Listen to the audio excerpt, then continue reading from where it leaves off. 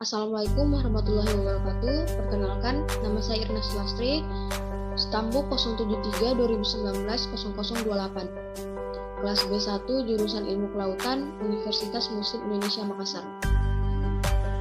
Di sini saya akan memaparkan materi tentang aplikasi akustik kelautan dalam berbagai bidang. Baiklah, yang poin pertama yaitu konsep akustik kelautan. Akustik kelautan adalah ilmu yang mempelajari rambatan gelombang suara pada kolam air laut. Permasalahan-permasalahan yang dibahas dalam akustik kelautan ini yaitu kecepatan gelombang suara, waktu atau pada saat gelombang dipancarkan hingga gelombang dipantulkan kembali, dan kedalaman perairan. Hal-hal yang mendasari mempelajari akustik kelautan adalah laut yang begitu luas dan dalam atau dinamis. Manusia sudah pernah pergi ke planet terjauh tetapi belum pernah ke laut terdalam, sehingga dibutuhkan alat dan metode untuk melakukan pendeskripsian kolam dan dasar laut.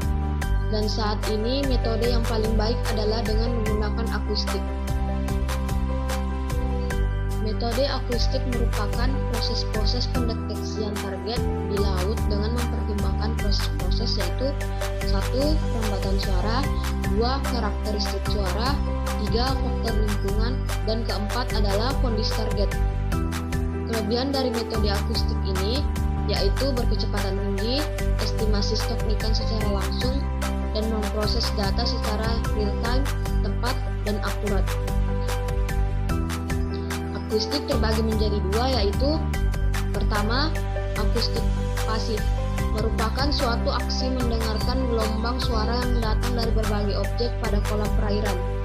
Manfaat dari akustik pasif ini yaitu untuk mendengarkan ledakan bawah air atau gempa bumi, letusan gunung berapi, suara aktivitas ikan, aktivitas kapal, dan untuk mendeteksi kondisi bawah air. 2. Akustik aktif untuk mengukur jarak dan arah dari objek yang dideteksi dan ukuran relatifnya dengan menghasilkan pulsa suara dan mengukur waktu tempuh dari pulsa dengan memakai prinsip sonar untuk pengukuran bawah air. Baiklah, ke poin selanjutnya yaitu aplikasi akustik kelautan dalam berbagai bidang. Yang pertama yaitu pada bidang militer. Pada kegiatan militer seperti pada negara Amerika yang telah mengembangkan akustik dan menghasilkan suatu akustik perangkat long range, perangkat jarak jauh yang berasal dan peringatan dingin diarahkan akustik. LRAD dikembangkan untuk berkomunikasi pada rentang operasional dengan kewenangan dan unggul dalam tingkat kebisingan pada lingkungan ambien.